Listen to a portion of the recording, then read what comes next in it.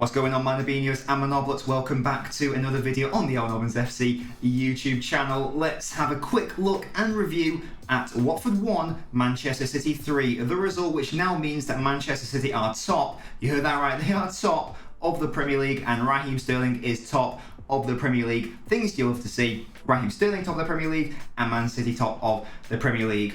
This game could have been tricky.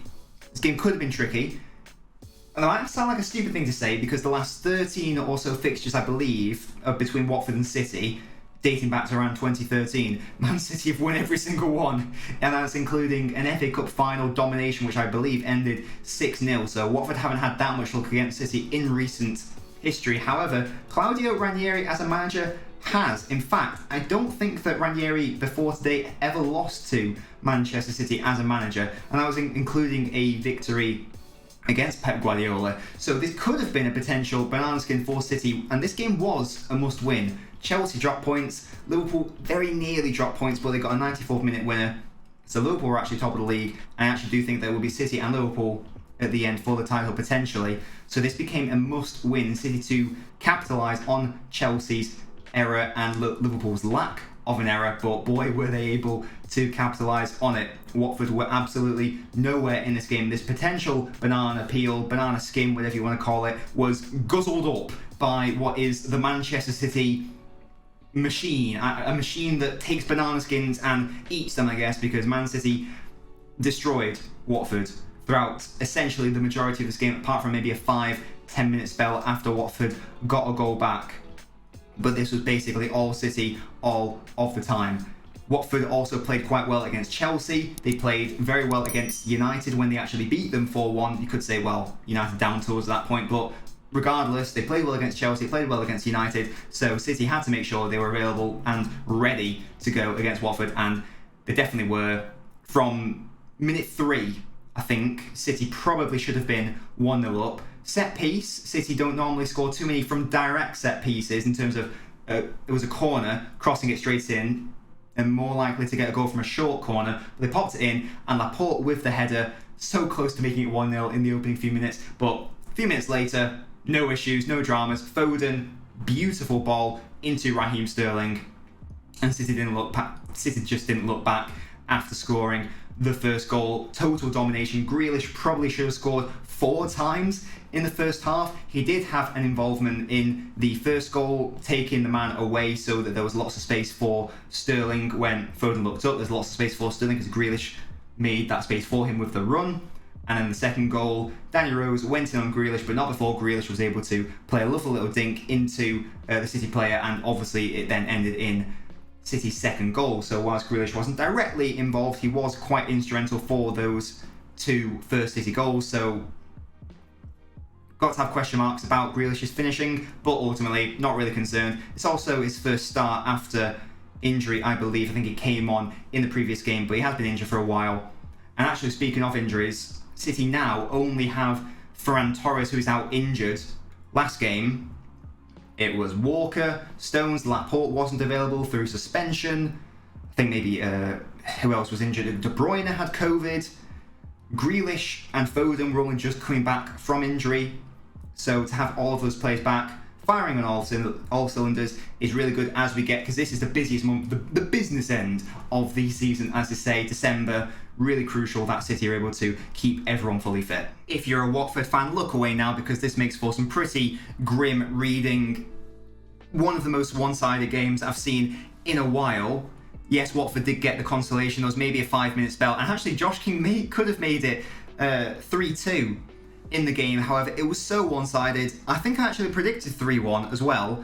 I did think City would concede the goal, that goal not being the fault of Ederson. I don't think it was just an unfortunate rebound that he couldn't quite keep out, but this was so incredibly one-sided. City had 77% of the ball, XG of over 3, so they're actually matching their XG, which City have struggled to do in recent seasons, so really good to see them actually do that.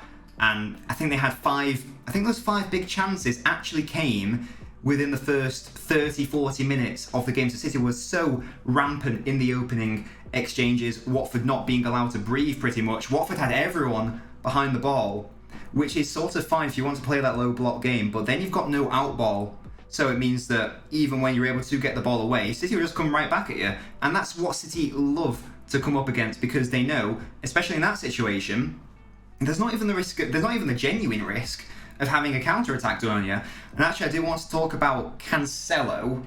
I do want to talk about Cancelo a little bit. This beautiful man here who is having an unbelievable season for Man City. But what I noticed, and indeed, well, my stream noticed whilst we were live streaming the game, a watch along of it.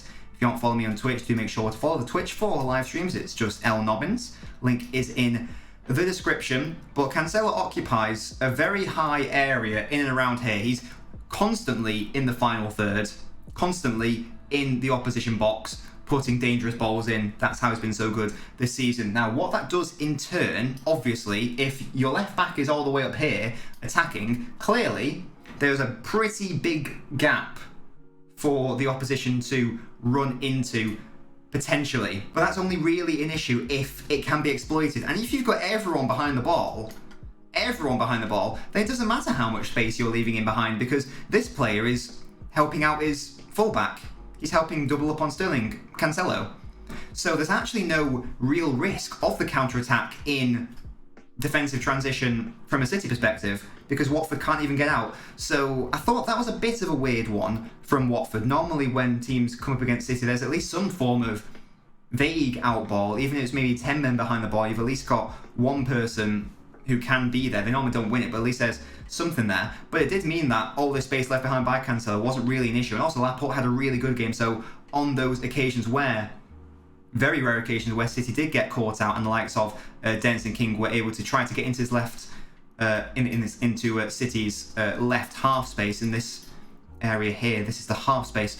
Laporte, one of the best games I've seen from him for a while actually. He didn't have too much defending to do, but it was his preventative measures that I was most impressed with from Laporte. This is what I really want to see from him a bit more. He was basically just covering this entire area himself solo. It was very impressive from him. And if you've got a centre-half who's competent enough to do that, then it doesn't really matter where your left-back is. If they're here, or in Cancelo's case, if you're all the way up the pitch attacking, and most of City's players were attacking. There was one time where I think it was Cancelo put the ball into the Watford box, and there was 6 City players waiting. So even though City don't necessarily have the height from the cross, the fact that there's 6 players in there meant that it was incredibly dangerous for them. So City got their battle plan spot on, and it was just, Watford didn't have a chance. This had the potential to be a banana skin, but ultimately it just wasn't. And these are the ratings from the game off this particular website. As you can see, Bernardo Silva was given the man of the match. He was my man of the match.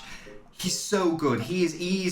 Bernardo Silva is, without a doubt, the second best player in the Premier League right now. It's not really a debate about the first best. It's obviously Mo Salah. We all know that. Bernardo Silva is so good. He's so good. And to think about how good Cancelo's been this season, I'm saying that Bernardo Silva has been City's best player. He scored 2 goals today.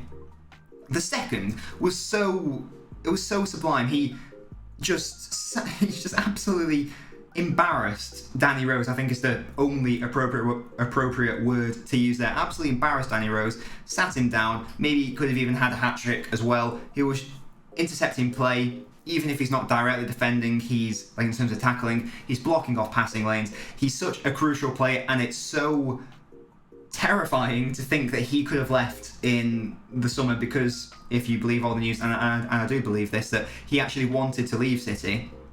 Ultimately, that move didn't end up materialising, but thank goodness, from a City perspective, thank goodness that he's still at the club, because he's so good. This has definitely been, it's early days so far, we're not even halfway through the season. This has easily been his best season in a City shirt, even better than the season when he was named Etihad Player of the Year in his second season when City won the domestic treble. He's just so good, Bernardo Silva. He's becoming more and more. It's a really easy comparison to make because they both have the same surname, Silva. But more and more, I'm just seeing David Silva. His dribbling, Bernardo's dribbling has gone to another level this season. It's always been good. It's never been poor, but it now has got to that David Silva standard, genuinely. That's not hyperbole. And actually, he offers more of a goal threat than David Silva. Is he as good as David Silva? No, for many reasons. But he is so good, and I think he could become that player. I really hope he stays at City now and develops even more, because he is that good. Love to see Sterling have a really good game as well. I thought he was fantastic. He won the official Man of the Match award. Sterling on form, Sterling with confidence is sometimes unstoppable. Sometimes unstoppable. We saw it against Aston Villa. He had cash on toast, or whatever the term is. He absolutely destroyed him, and he destroyed Watford's fullbacks today as well. Got himself a cheeky goal, the first goal as well, and really like to see Sterling play, because he gets so much unnecessary criticism. And City win 3-1, 3 points. Sterling's top of the league, City's top of the league. And this is what I also love about Bernardo. Just look at his heat map. He is literally everywhere. Nominally, he was in central midfield. You had the front three of Sterling, Grealish, Foden, but he's just all over the place. On this right-hand side, in the left, in the middle, he comes back to defend, he blocks off passing lanes, he's a threat in the box. His industry, coupled with his quality, is sensational. And even though he might not be the best tackler, like in terms of a direct tackle, sliding, standing, whatever the tackle is, his pressing and his ability to block off passing lanes and force other opposition players to be in the cover shadow is remarkable at times, and he's just such a threat offensively, defensively. City's best player this season, second best player in the Premier League, I think. He's just so good. I just really like Bernardo. He's so good. Please leave a like on the video if you are new here. Hi, first of all, I'm Nobbins. If you're new, make sure to subscribe. If you enjoy football videos, that is. If you don't enjoy football videos, you probably won't like this channel, so maybe don't subscribe. But if you got this far, I'm assuming you do like football videos. So make sure to subscribe. I'll see you guys next time. Have a lovely day.